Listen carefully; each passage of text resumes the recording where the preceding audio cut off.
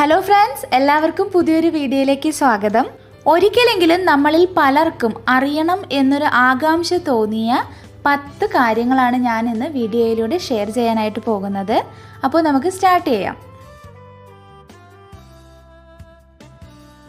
നമ്മുടെ ശരീരത്തിലെ എല്ലാ അവയവങ്ങളും ഒരു നിശ്ചിത പ്രായമെത്തുമ്പോൾ വളർച്ച പൂർത്തിയാക്കുകയും പിന്നെ അതേ അവസ്ഥയിൽ തുടരുകയും ചെയ്യും. ഇത് നമുക്ക് എല്ലാവർക്കും അറിയാം അല്ലേ? എന്നാൽ ഓരോ വർഷവും വളർന്നുകൊണ്ടിരിക്കുന്ന ഒരു അവയവം നമ്മുടെ ശരീരത്തിലുണ്ട്. മുടിയും നഖവും വളരും, അതെല്ലാവർക്കും അറിയാം.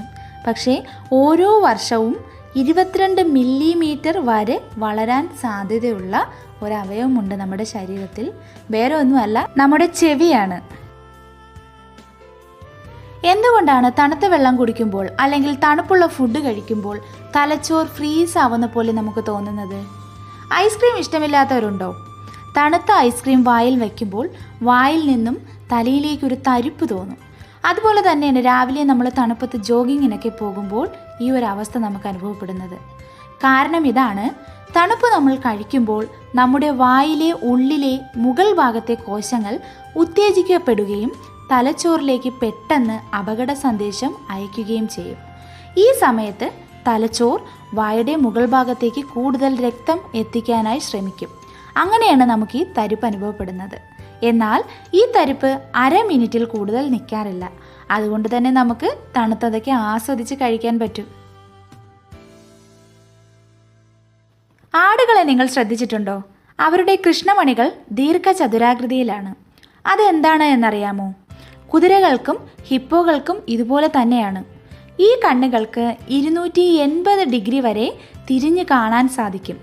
തല കുനിച്ച് നിലത്ത് നിന്ന് പുല്ല് തിന്നുമ്പോഴും ചാടി വീഴാൻ സാധ്യതയുള്ള ഇരപിടിയന്മാരുടെ സാന്നിധ്യം മനസ്സിലാക്കി രക്ഷപ്പെടാൻ സഹായിക്കുന്നത് ഈ കണ്ണുകളാണ്.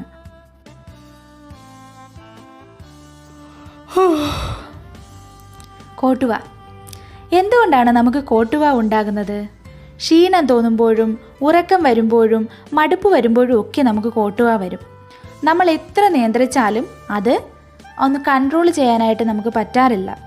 എന്താണ് ഇതിന് പിന്നിലെ കാരണമെന്നറിയാമോ? കോട്ടുവ ഉണ്ടാകുന്നതിന് തൊട്ട് മുൻപ് നമ്മുടെ ശരീരത്തിലെ ഓക്സിജൻ്റെ അളവ് കുറയും. ശരീരത്തിന് ഈ അവസ്ഥ ഇഷ്ടമല്ല. നമ്മുടെ ശാരീരിക പ്രവൃത്തികൾക്ക് ധാരാളം ഓക്സിജൻ ആവശ്യമുണ്ട്. അതുകൊണ്ട് ഉറക്കം വരുമ്പോൾ അല്ലെങ്കിൽ ശരീരത്തിന് സ്വയം ഒന്ന് മടുപ്പ് തോന്നുന്ന സമയത്ത് അത് ഒന്ന് ഉണർന്ന് പ്രവർത്തിക്കുന്നതിനായിട്ട് ശ്രമിക്കും. ഈ സമയത്ത് ശരീരത്തിലേക്ക് ഓക്സിജൻ്റെ അളവ് കൂട്ടുവാനാണ് കോട്ടുവ വരുന്നത്. കോട്ടുവ ഇടുമ്പോൾ ധാരാളം ഓക്സിജൻ നമ്മുടെ ശരീരത്തിലേക്ക് എത്തും. ഇത് പിന്നീട് ശരീരത്തിന് ഊർജം തരും. നമ്മുടെ മഴമേഘങ്ങളെ ശ്രദ്ധിച്ചിട്ടുണ്ടോ? കാർമേഘങ്ങൾ എന്ന് തന്നെയാണ് നമ്മൾ പറയുന്നതും. ഇവയ്ക്ക് എന്തുകൊണ്ടാണ് കറുത്ത നിറം എന്നറിയാമോ? മേഘങ്ങൾ രൂപം കൊണ്ടിരിക്കുന്നത് ചെറിയ വെള്ളത്തുള്ളികളും ഐസ് ക്രിസ്റ്റൽസുകളും കൊണ്ടാണ്. സൂര്യപ്രകാശത്തിൽ 7 വർണ്ണങ്ങളുണ്ടെന്ന് നമുക്കറിയാമല്ലോ.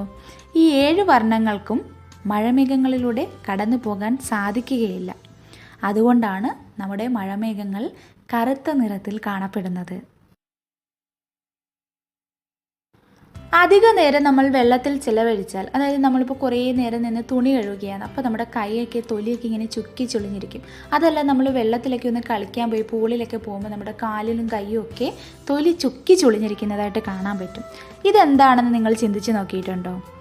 നമ്മൾ കൂടുതൽ സമയം വെള്ളത്തിലാവുമ്പോൾ അത് മനസ്സിലാക്കി നമ്മുടെ തലച്ചോർ രക്തക്കുഴലുകൾക്ക് ചുരുങ്ങാനുള്ള നിർദ്ദേശം കൊടുക്കും. ഇങ്ങനെ രക്തക്കുഴലുകൾ ചുരുങ്ങുന്ന ഇടത്തേക്ക് തൊലിയും ഉൾവലിയും. ഇതിൻ്റെ ഗുണം നമ്മുടെ കൈക്കും കാലിനും കുറച്ചുകൂടി ഗ്രിപ്പ് കിട്ടും എന്നതാണ്.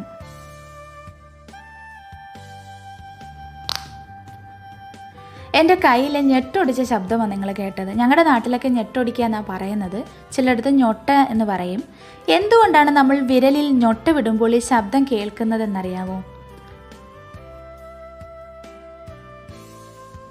ഞാൻ പണ്ട് വിചാരിച്ചിട്ടുണ്ട് കേട്ടോ, ഇത് എല്ലിൻ്റെ ശബ്ദമാണെന്ന്. എന്നാൽ എല്ലിൻ്റെ ശബ്ദമല്ല, നമ്മുടെ എല്ലുകളുടെ ജോയിൻറ്റുകൾക്കിടയിൽ ഒരു ദ്രാവകമുണ്ട്. നമ്മൾ ഞൊട്ടയൊടിക്കുന്നതിനായിട്ട് വിരലുകൾ അമർത്തുന്ന സമയത്ത് ഈ ദ്രാവകത്തിലെ കാർബൺ ഡൈ ഓക്സൈഡ് വാതകം കുമിളകളായി പുറത്തേക്ക് വരും. ഈ ശബ്ദമാണ് നമ്മൾ കേൾക്കുന്നത്. ഒരു തവണ പുറത്തേക്ക് പോകുന്ന കാർബൺ ഡൈ ഓക്സൈഡ് പിന്നീടും ജോയിൻറ്റുകൾക്കിടയിൽ നിറയുന്നതിനായിട്ട് 15 മിനിറ്റ് സമയമെടുക്കും. രോമാഞ്ചം ഉണ്ടാകാത്തവരായിട്ട് ആരും കാണില്ല. എന്തുകൊണ്ടാണ് ഇങ്ങനെ രോമാഞ്ചം ഉണ്ടാകുന്നതെന്നറിയാമോ? നമ്മുടെ ശരീരം തണുക്കുമ്പോഴാണ് നമ്മുടെ രോമങ്ങൾ എഴുന്നേറ്റ് നിൽക്കുന്നത്. അതല്ല എങ്കിൽ നമ്മൾ കൂടുതൽ വികാരഭരിതരാവുന്ന സമയത്ത്. ഇങ്ങനെയുള്ള സമയങ്ങളിൽ ഉയർന്നു നിൽക്കുന്ന രോമങ്ങൾ നമ്മുടെ ശരീരത്തിൻ്റെ തൊലിയെ ഒരല്പം ഉയർത്തുകയും ശരീരത്തിലെ താപം പുറത്തേക്ക് പോകാതെ പൊതിഞ്ഞ് സംരക്ഷിക്കുകയും ചെയ്യുന്നു. ഇങ്ങനെ തണുപ്പ് അനുഭവപ്പെടുന്ന സമയങ്ങളിൽ ശരീരത്തെ ചൂടാക്കി നിർത്തുന്നതിനായി ശരീരം തന്നെ അഡ്രിനാലിൻ എന്ന ഹോർമോണിൻ്റെ സഹായത്തിൽ ശ്രമിക്കുന്നതാണ് ഈ അവസ്ഥ. റാക്കൂൺസിനെ കുറിച്ചറിയാമോ? റാക്കൂൺസ് എന്ന് പറയുന്നത് വടക്കേ അമേരിക്കയിൽ, പ്രധാനമായും കാനഡയിലും പനാമയിലും കാണപ്പെടുന്ന ഒരു ജീവിയാണ്. ഈ റാക്കൂൺസ് അവയുടെ ഭക്ഷണം കഴുകിയേ ഉപയോഗിക്കാറുള്ളൂ. എന്താല്ലേ, നല്ല വൃത്തിയുള്ള ജീവി. റാക്കൂൺസ് തങ്ങളുടെ ഭക്ഷണം കഴിക്കുന്നതിന് മുൻപ് തൊട്ടടുത്ത് ഏതെങ്കിലും ജലസ്രോതസ് ഉണ്ടോ എന്ന് നോക്കി അതിൽ ഈ ഭക്ഷണം ഒന്ന് കഴുകിയെടുക്കും. ഇങ്ങനെ ചെയ്യുന്നത് വഴി ഇവരുടെ കൈകളും ഭക്ഷണവും നനയുകയും ഈ ഭക്ഷണം കൈകളിലിട്ട് തിരിക്കുമ്പോൾ കഴിക്കാൻ പോകുന്ന ഭക്ഷണ വസ്തുവിനെ പറ്റി അവർക്ക് കൂടുതൽ മനസ്സിലാക്കാൻ സാധിക്കുകയും ചെയ്യും. മാത്രമല്ല, ജീവനുള്ള ഇരകളെ വെള്ളത്തിൽ മുക്കുമ്പോൾ അവയെ കൊല്ലാനും സാധിക്കും. പക്ഷികൾ കൂട്ടമായി പോകുന്നത് നിങ്ങൾ കണ്ടിട്ടില്ലേ? പ്രത്യേകിച്ചും വൈകുന്നേര സമയത്തൊക്കെ ആകാശത്തേക്ക് നോക്കിയാൽ ഇവ കൂടണയാനായിട്ട് പോകുന്നത് നമുക്ക് കാണാൻ കഴിയും. എന്തുകൊണ്ടാണ് ഇങ്ങനെ പോകുന്ന പക്ഷികൾ വി ആകൃതിയിൽ പറക്കുന്നത് എന്ന് ചിന്തിച്ചിട്ടുണ്ടോ? വി ആകൃതിയിൽ പറക്കുമ്പോൾ അവയ്ക്ക് ഊർജ്ജക്ഷമത ഉറപ്പാക്കാൻ പറ്റും എന്നതുകൊണ്ടാണ് അവ ഇങ്ങനെ പറക്കുന്നത്. അതായത് ഏറ്റവും മുൻപിൽ പറക്കുന്ന പക്ഷികൾ അവയുടെ ചിറകുകൾ വായുവിൽ അടിച്ച് പറക്കുമ്പോൾ അവിടുത്തെ വായു താഴേക്ക് തള്ളപ്പെടുന്നു. അപ്പോൾ പുറകെ വരുന്ന പക്ഷിക്ക് കുറച്ച് ഊർജ്ജം മതിയാകും.